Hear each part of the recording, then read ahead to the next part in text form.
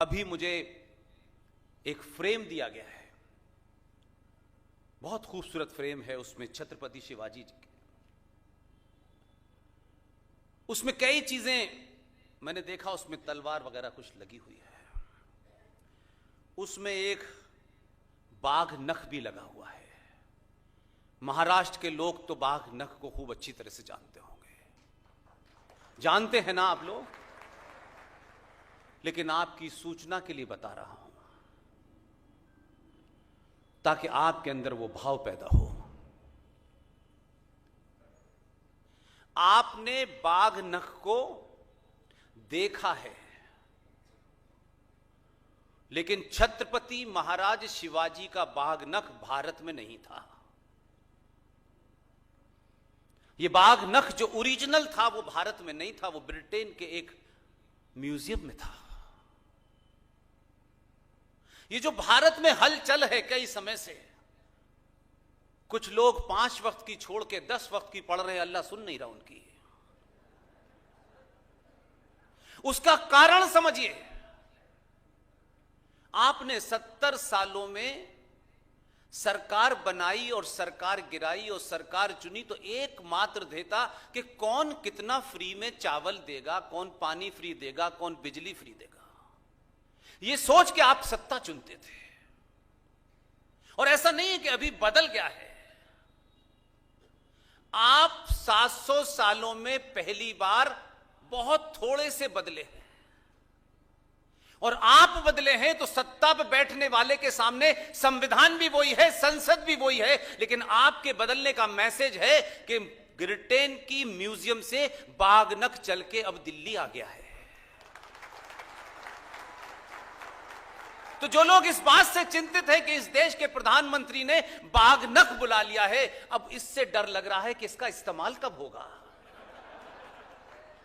अभी तो आया है, अभी चिंता मत करो।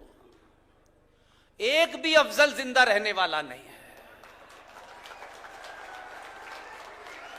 चाहे वो अफजल खां हो या अफजल गुरु, अब कोई पैदा नहीं होगा इसमें अफजल गुरु। इसलिए आप अगले 10 साल के लिए अपने आप से यह प्रण लीजिए, 10 साल के लिए लीजिए, अपने आप से लीजिए। किसी को दिखाने, किसी को बताने, किसी नेता को चुनने न चुनने का हाथ में आपके अधिकार है, आप करिए। अगर इस सभा में आप आए हैं तो आपको मालूम है कि यहां से कोई इंटरटेनमेंट होने वाला नहीं है। आपको हो सकता है कि रात में नींद ना आए, कई प्रश्न आपके मन में खड़े हो जाएं, लेकिन इस यात्रा का एक ही मकसद है कि आपकी नींद गायब हो जाए। और जब नींद गायब होगी तब आपको पता चलेगा कि हम 700 साल से कर क्या रहे थे। इसलिए मेरा मानना है, एक ही बात का कम से कम प्रण करें। इस सभा में ब्राह्मण होंगे, ठाकुर होंगे, वैश्य होंगे, शूद्र होंगे, अगड़ा होगा, पिछड़ा होगा, मराठी होगा, गुजराती होगा, तरह तरह के सब लोग हो सकते हैं। इसकी चिंता नहीं करनी है। जो है वो वही रहे, बदलना नहीं है। सिर्फ एक ही बात कहता हूं, हर सभा में कहता हूं, यहां से अपनी बात शुरू करूंगा। और मैं आया हूं उससे पहले मैंने सुना है, इस सदी के महाज्ञानी एक परिवार में उन्होंने जन्म लिया है।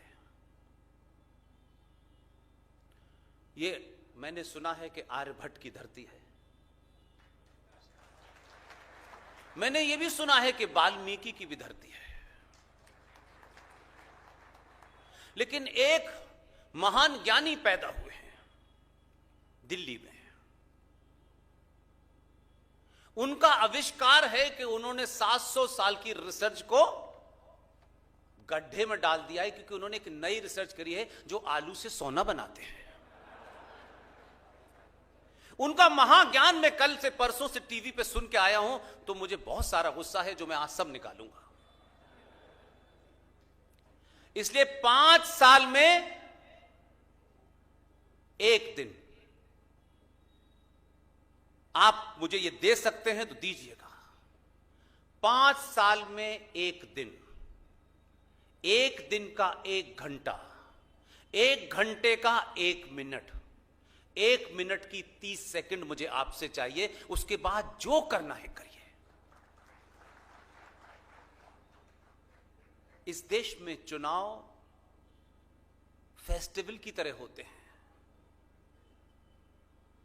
आप एक नियम बनाएं, आपका मत किसी से कैसा है नहीं है, आप किस संगठन में है नहीं है, किस पार्टी में है, मुझे इंटरेस्ट नहीं है। ये पार्टियां सब समय के समाप्त हो जाएंगी। ये देश पहले भी बट चुका है, पहले अफगानिस्तान बना, ये बना, वो बना, कई बार टूटा।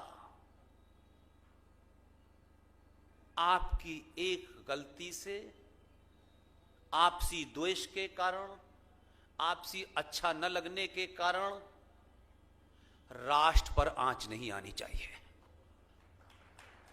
इसलिए जब 30 सेकंड का समय मैं आपसे कहता हूं, आप पूरे 5 साल जो दिल चाहे करें।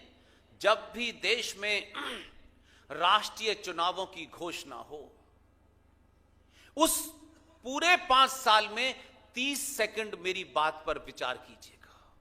30 सेकंड के लिए घर से जब निकलें और जब वोट डालने जाएं, कोई पार्टी, कोई व्यक्ति विशेष नहीं दिमाग में होना चाहिए। उस 30 सेकंड में जब आपको बटन दबाना है, सिर्फ 30 सेकंड के लिए अपने अंदर यह भाव लाइए कि मैं सनातनी होकर वोट दूंगा, बस।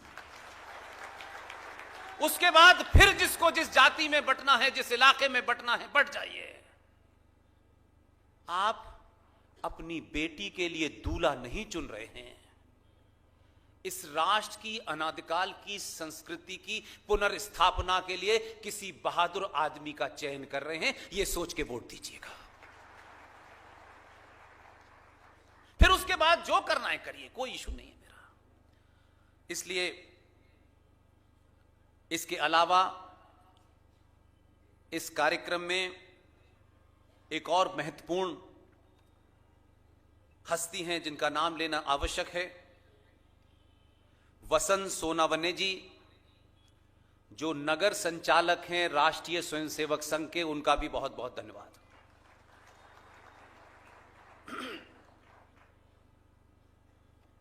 और मुझसे पहले यहां कथा का कार्यक्रम शायद चल रहा था, संदीप महाराज जी, उनको भी बहुत बहुत धन्यवाद।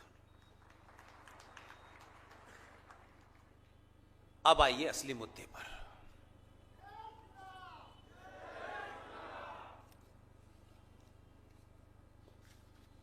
कुछ डेट आप लोग चाहें तो याद रख लीजिएगा। जब बहुत सारे लोग चू चू करें तो उनसे कहिए इन डेट का वर्णन बताएं। राजा दशरथ के कितने पुत्र थे? चारों के नाम पता हैं? राम, लक्ष्मण, भरत और शत्रु। जिन लोगों को यह बीमारी है कि हम सब भाई भाई हैं और यह भाईचारा है, ये उन महामूर्खों के लिए बता रहा हूं। राजा दशरथ के 4 पुत्र थे और एक राजा और हुआ है। उस राजा का नाम था शाहजहां। उसके भी 4 पुत्र थे।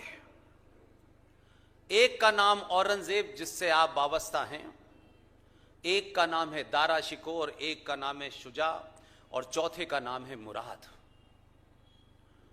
जिन मूर्खों को अपने तनिक क्षणिक स्वार्थों के लिए यह बीमारी घुस गई है दिमाग में, सारे धर्म बराबर हैं, हम एक ही हैं, हमारी संस्कृति एक है, ये जो भी झूठ बोल रहा है, मैं समझता हूं आने वाली नस्लों को गुमराह कर रहा है। दशरथ जी के 4 पुत्र थे। भगवान राम को राजा घोषित किया गया।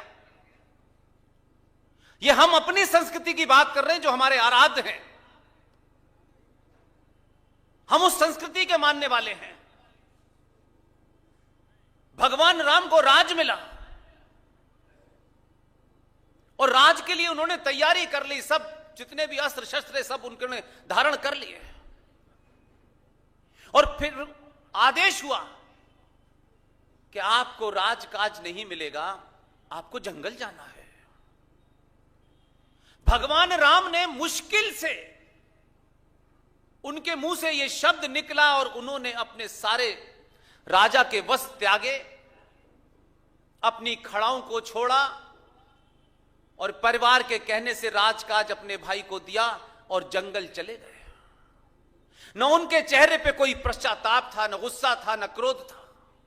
यह हमारी संस्कृति है। शाहजहां के 4 पुत्र थे, चारों में से किसी एक को राजा बनना था। शाहजहां ने दारा शिकोह को अपना उत्तराधिकारी घोषित किया। आप बात समझ रहे हैं ना मेरी?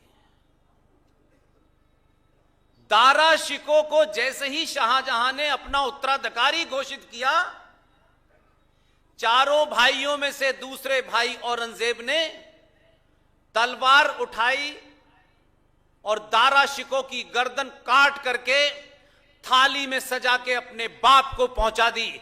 हमारी तुम्हारी संस्कृति कभी एक नहीं हो सकती।